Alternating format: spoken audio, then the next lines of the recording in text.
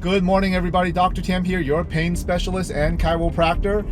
Here every single day, I try to give you tips on ways to maximize your health, improve your function, and your longevity. Today, I want to talk to you about cheat days. Are they good? Can they be done?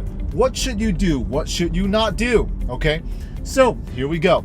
For a lot of people who are wanting to be healthy, now, what does health really mean? Health means that you are able to function and do your daily activities. I rate health based on how you function, not just on your numbers alone. Of course, numbers can matter, weight can matter, BMI can matter, but what it really comes down to is how well you are able to function to the best of your ability in the way that your body should be able to function.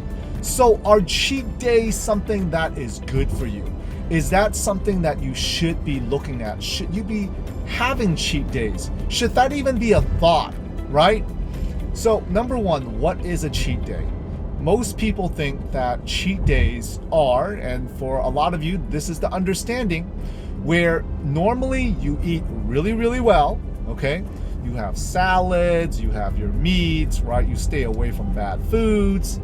The consensus most of the time is that people think Monday through Friday, I do really, really well, but starting Friday night, woo, I can go party and do everything that I want to do. Well, that is not how it's supposed to be. That is why 98% of diets fail. Number one is because a lot of diets are not sustainable.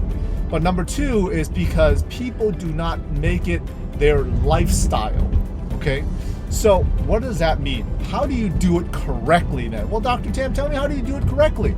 So first, you should not ever look at a cheat day, because a cheat day can throw your body insulin resistance and your hormones off so bad that ultimately it can take you sometimes weeks to recover from it. What you should be looking at is a cheat meal, or better yet, call it an earned meal. See, cheat always puts it in a negative connotation. What you should be looking at is a earned meal, right? So, can you do that? Think about it. If you look at it's something that you have earned, well, wow, it makes it a lot more rewarding instead of thinking as something that you can cheat off of, right? So first of all is the mindset, the negative and the positive thoughts. I always like to stick with positive. An earned meal sounds way better than a cheat meal. But here's the thing. How you should look at that is you got to break it down. How many meals do you eat a day? If you eat 3 meals a day, every single week, you have, what do you have?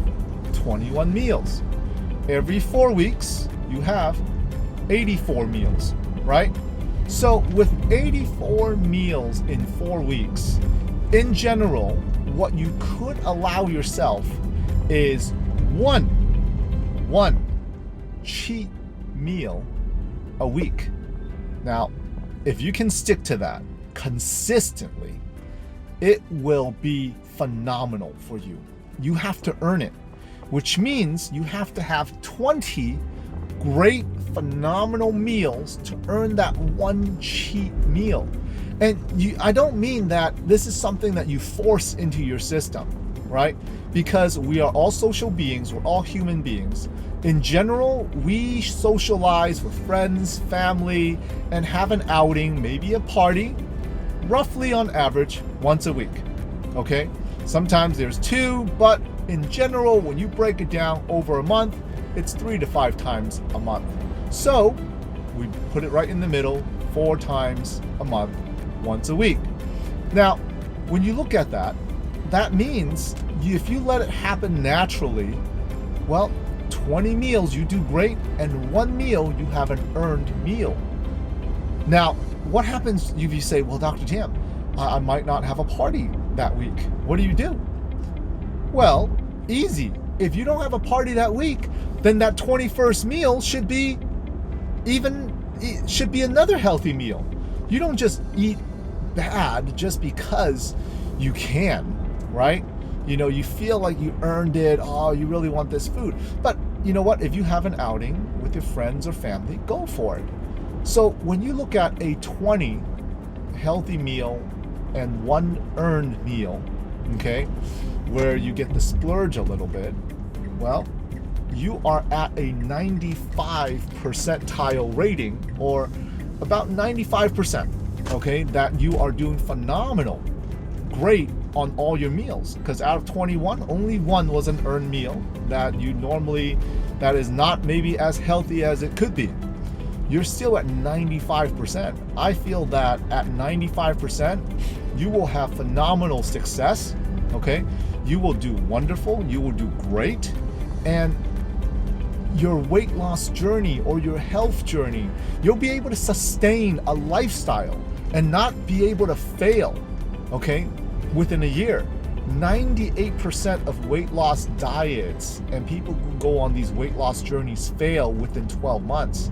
What does that mean? That means 98% of people who lose the weight within 12 months due to not an established lifestyle will gain it right back. All right? I want you guys to have great success. Those who are listening, our patients, make sure you're doing this for you. Don't do it for others. It's not for others necessarily. Do it for you. You got to love yourself. If you love yourself as much as you love the last car you're ever going to have, I think you'll do great. Think about it. The last car you're ever going to own is how you should treat your body. Would you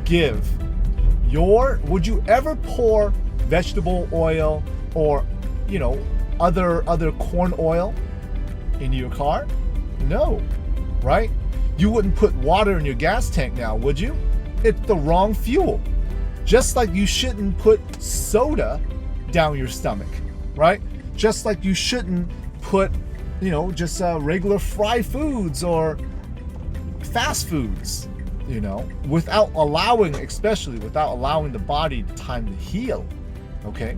So that's something that we all have to be really, really aware of, is allow the body to heal the right way. Allow your body to do what it needs to do, ultimately, to have a phenomenal health and lifestyle. So, once again, last thing, do not have cheat meals. Have earned meals.